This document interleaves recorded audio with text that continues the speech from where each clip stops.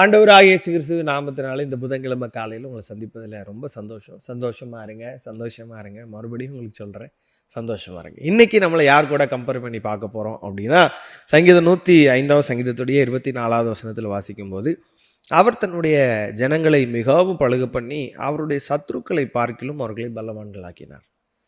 எதுக்குங்க அவங்க எதிரியை நினச்சே பயந்துக்கிட்டு இருக்கீங்க? உங்களுடைய சத்துருக்களை நினச்சி ஏன் கவலைப்பட்டுக்கிட்டே இருக்கீங்க?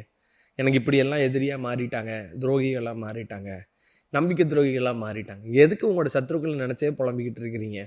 உங்களுடைய சத்துருக்கள்லாம் பெரிய மேட்டரே கிடையாது. ஏன் அப்படின்னா, அங்கே அழகாக இந்த சங்கீதம் சொல்லுது, சத்துருக்களை காட்டிலும், அங்கே அழகாக இருக்குது பாருங்க, அவர்களுடைய சத்துருக்களை பார்க்கிலும் அவர்களை பலவான்கள் ஆக்கினார். அப்போது எனக்கு அவங்கெல்லாம் இருக்கிற நிலைமையை பார்த்தா நான்லாம் எந்த மூளைக்கு அப்படின்ற மாதிரி நம்ம பேசுவோம். அப்படிலாம் இல்லைங்க. அவங்கள காட்டிலும் நீங்கள் பலம் உள்ளவர்கள். அவர்களிடத்தில் இருப்பவர்களை காட்டிலும் நம்மிடத்தில் இருக்கிறவர்கள் அநேகர்.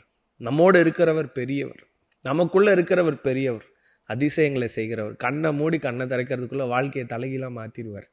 ஒரே நைட்டு தானே இஸ்ரவேல் ஜனத்துடைய மொத்த கோடிக்கணக்கான ஜனமும் எகிப்து தேசத்திலேருந்து புறப்பட்டு வெளியே வருது. ஏன்னா அவங்களுடைய சத்துருக்களை காட்டிலும் பலமுள்ளவர்களாக ஆண்டவர் மாற்றிட்டார். இஸ்ரவேல் ஜனங்கள் அடி வாங்கிட்டு இருந்த ஜனம், அடிமைத்தனத்தில் குனிஞ்சு வேலை பார்த்து சவுக்கடி வாங்கிக்கிட்டு 430 வருஷமா 4 தலைமுறையாக அடிமையாகவே வாழ்ந்தவங்களுக்கு என்ன பலன் இருக்கும் பாருங்க. அவ்வளவு அடிக்கப்பட்டு வேதனைப்பட்டு சரியாக சாப்பாடு இருந்திருக்காது, அதாவது அவங்களுக்கு சரியான பராமரிப்பே இருந்திருக்காது, அவங்களுடைய சரீர பலன் இருந்திருக்காது. ஆனாலும் ஒரே நைட்டில் சர்வ சேனையும், எத்தனையோ 6 லட்சம் புருஷருக்கு மேலே இருக்கிறாங்க. புருஷர் மாத்திரம், அவங்களுக்கு மனைவிகள், பிள்ளைகள், அவங்களுடைய ஆடு மாடு, அப்போ கோடிக்கணக்கான ஜனம் ஒரே நைட்டில் எகிப்து தேசத்தை விட்டு புறப்படுது அப்படின்னா சாதாரணப்பட்ட காரியம் கிடையாது. ஆண்டவர் அவங்களுடைய காயங்களை மாற்றி இருக்கணும், அவங்கள நடக்கிறதுக்கு பலப்படுத்தி இருக்கணும் இல்லையா? அப்போ தான் அதான் அழகாக சொல்கிறாரு, அவருடைய சத்துருக்களை காட்டிலும். அதான் அந்த வசனம் ஸ்டார்டிங்கில், அவர் தம்முடைய ஜனங்களை பழுக பண்ணி, எகிப்து தேசத்தில் பழுக பண்ணினார். பிரச்சனையில், போராட்டத்தில், கடினமான சூழ்நிலை, ஒடுக்கப்படுகிற நிலைமையில பழுக பண்ணி அவர்கள் சத்துருக்களை காட்டிலும் பலமுள்ளவர்கள் ஆக்கினார். நம்முடைய வாழ்க்கை அப்படிதாங்க. சத்துருக்களை காட்டிலும் நம்மளும் பலம். நமக்கு தான் நம்முடைய பலன் தெரியறதில்லை.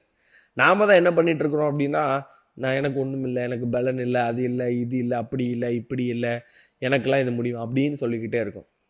அழகாக சொல்லுது, உங்களை சத்துருக்களை காட்டிலும். உங்களுடைய சத்துரு எவ்வளோ பலன் உள்ளவன் நீங்கள் நினைக்கிறீங்களோ அவனை காட்டிலும் நீங்கள் பலம் உள்ளவர்கள். தெய்வ பிள்ளைகளே, உங்கள் சத்துருக்களை நினச்சி பயப்படாதீங்க, உங்களுடைய சூழ்நிலைகளை நினச்சி பயப்படாதீங்க. உங்களுக்கு விரோதமாய் வெள்ளம் போல சத்துரு எழும்பும்போது ஆவியானவர் ஜெயக்கொடி ஏற்றுவார். கவலையே படாதீங்க. வெள்ளம் போல வாரானா ஆவியானவர் கூட இருப்பார். யோர்தான் நதியை போல வாரானா யோர்தானை பின்னிட்டு திரும்ப செய்தவர். செங்கடலை போல வாரானா செங்கடலை பிளந்தவர். வனாந்திரத்தை போல வாரானா வனாந்திரத்தை வயல்வெளியாக மாற்றின ஆண்டவர் ஆராதிக்கிறோம். அவர் நமக்குள்ளே இருக்கிறாரு இல்லையா? அதனால் நம்மை பலப்படுத்துவார். உங்களை ஆல்ரெடி பலப்படுத்திட்டார். நீங்கள் பலவான்கள்ன்றதை ஆண்டவர்கிட்ட இன்றைக்கி கன்ஃபர்ஸ் பண்ணி, ஆண்டவரே என் சத்துருக்களை காட்டில் என்னை பலவானாக்கிட்டீங்க, அதுக்காக நன்றின்னு சொல்லி டே ஸ்டார்ட் பண்ணுங்கள். இன்னும் உங்களை ஆசீர்வதிக்க போகிறார். God bless you.